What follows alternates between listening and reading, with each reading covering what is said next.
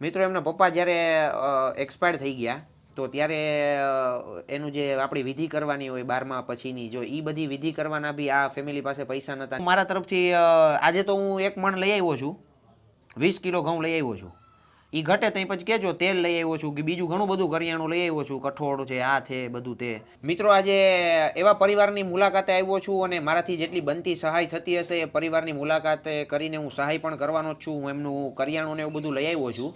પણ આ પરિવારની તમને હું પરિસ્થિતિ જણાવું તો એક જ એમના મમ્મી છે અને મમ્મીની સાથે એની 4 દીકરીઓ છે. એમના પપ્પા 2020ની અંદર એક્સપાયર થઈ ગયા છે.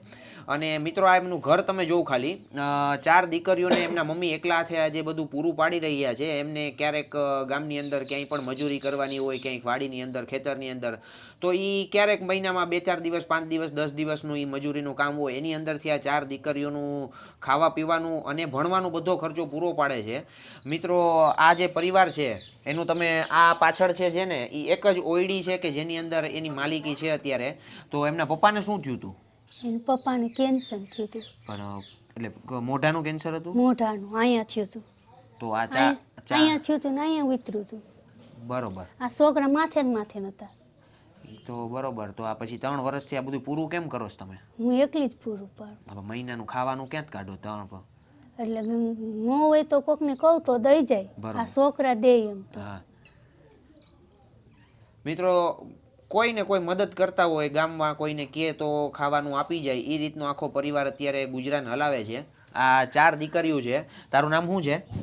શું નામ? હેતલ. હા, હેતલને હું આજે ઘરે લઈ જવાનું છું. ઘરે આવું ને મારી? હે? કેમ નથી આવું? એમ થોડી ચાલશે. મારા ઘરે નાની છોકરી છે, હો, રમાડવા આવવું હોય તો આવવું પડશે. તારું નામ શું? મારું નામ પાયલ. પાયલ નામ છે. નામ બહુ મસ્ત છે. મને નામ બધાને ગમી ગયા. તારું? ભાવિસા. તારું? આરતી. આરતી. આરતી અને આ હેતલને બેયને હું મારા ઘરે લઈ જાઉં. આવું જ ને? કેમ એમ થોડી ચાલશે.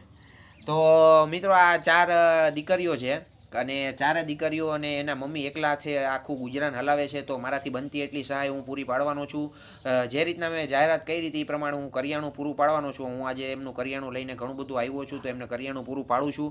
અને જ્યારે પણ બીજું કંઈ પણ ઘટતું હોય ત્યારે એની ટાઈમ મારો નંબર લઈ લેજો, ફોન કરજો. કરિયાણું પૂરું થઈ જાય એટલે હું પાછું આપી જાય. એ પૂરું થઈ જાય તો હું પાછું આપી જાય. તારે આવવાનું છે ફાઇનલ છે, હો. કેમ દાંત કાઢે? હે? તો આ હેતલ કેટલામાં ભણે? એ બીજું ભણે છે. પછી આ 9મું ભણે. કાજરિયા ભણવા જાય. કાજરિયા. પછી આ એ અહીંયા 7મું. બધી સરકારી સ્કૂલમાં ભણે? હા, અહીંયા હોમી. હા, એક્ઝેક્ટ ઘરની સામે જ સરકારી સ્કૂલ છે. તો બધી દીકરીઓ ત્યાં એમનું ભણવાનું બધું પૂરું કરે છે. એટલે મિત્રો આપણાથી બનતી હોય એટલી સહાય કરીએ છીએ આજે. અને જે પરિવાર છે એમને આપણાથી જેટલું થતું હશે એટલું 100% પૂરું પાડશું. તમે પણ આવી રીતના ક્યાંક ને ક્યાંક જે પણ પરિવાર ક્યાંય ને ક્યાંય આર્થિક રીતે અથવા તો શારીરિક રીતે ક્યાંય પણ સંકટની અંદર હોય તો તમે બધા મિત્રો મદદ કરી શકો છો. કારણ કે આપણે કોઈકને મદદ કરશું તો એમાં આપણે કોઈ નીચા ન થઈ જવાના. આપણાથી કાંઈ મોટી મદદ કોઈને જરૂર હોય તો આપણે 100% મદદ કરવી જોઈએ. મિત્રો બનતો હોય તો વિડીયોને લાઈક અને શેર કરવાનું ભૂલતા નહીં. એટલે 5 જણા છે ને 5 જણામાં 5 કિલોનું ઘઉં આવતા હોય તો 100% પૂરું ન પડે. એમાં કોઈ ઓલું છે જ નહીં. એટલે એ વાંધો નહીં. હું મારા તરફથી આજે તો હું 1 મણ લઈ આવ્યો છું, 20 કિલો ઘઉં લઈ આવ્યો છું. એ ઘટે ત્યાં પછી કહેજો તેલ લઈ આવ્યો છું કે બીજું ઘણું બધું કરિયાણું લઈ આવ્યો છું, કઠોળ છે, આ છે, બધું તે. બાકી તમારે બીજું કાંઈ ઘટે ત્યારે કહેજો એની ટાઈમ. તારે આવવાનું છો? તાલી તો માર. તાલી માર દે. માર દે. તાલી નહીં મારે.